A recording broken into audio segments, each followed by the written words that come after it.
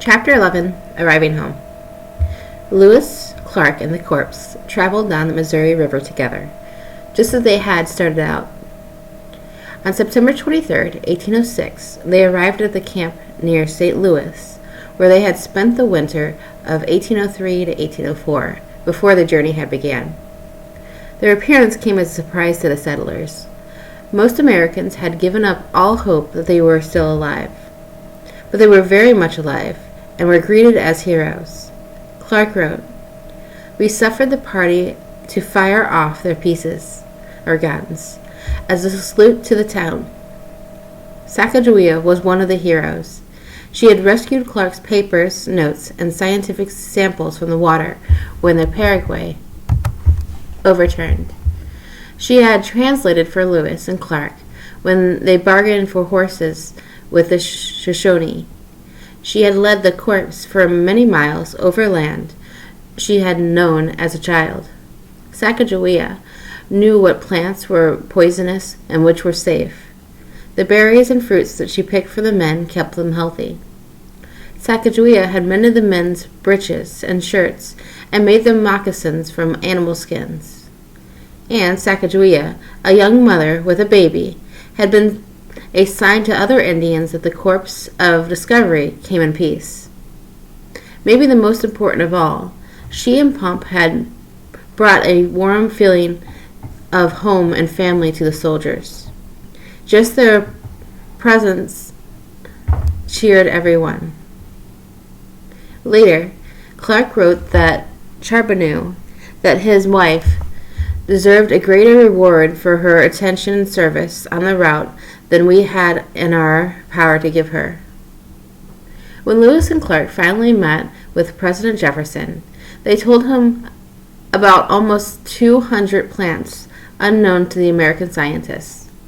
They discovered more than 120 animals unknown until then: bison, bighorn, sheep, grizzly bears, prairie dogs, mountain goats, coyotes, jackrabbits, porcupines, pronghorn antelopes, bull snakes, terns, trumpet swans, Lewis, woodpeckers, steelhead salmon trout, and more. What happened to Sacagawea, Charbonneau, and Pump? On its return journey, on August 14, 1806, the corpse reached the Mandan villages. It was time for Sacagawea, Charbonneau, and Pump to bid goodbye to the men with whom they had traveled for almost 2 years.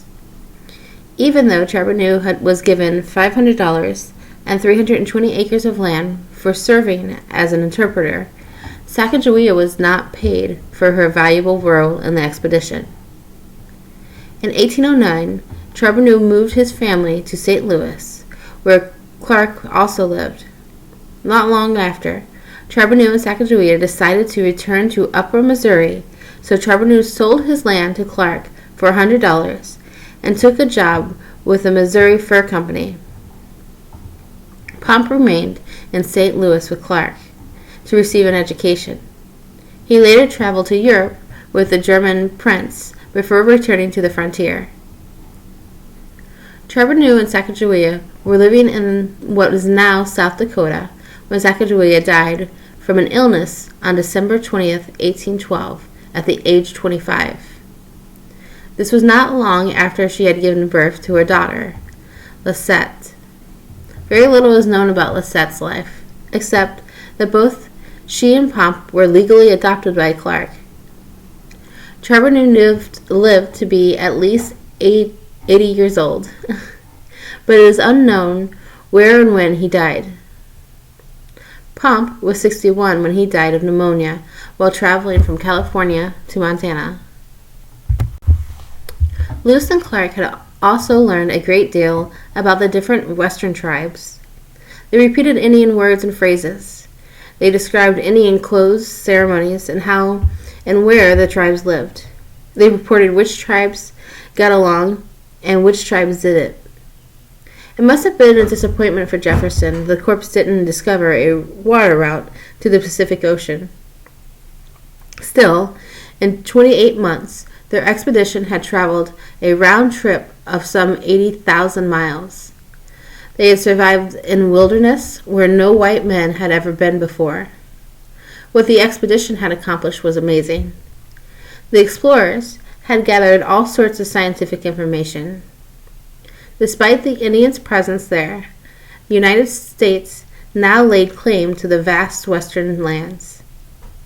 As time passed, thousands of American pioneers' families traced the expedition trail west to start a new life, hoping to get rich. Traders, trappers, hunters, and explorers also headed west, following Clark's accurate and detailed maps. Jefferson praised the co-captain's success. Never did a similar event excite more joy through the United States. The Lewis and Clark expedition changed the face of the American West forever.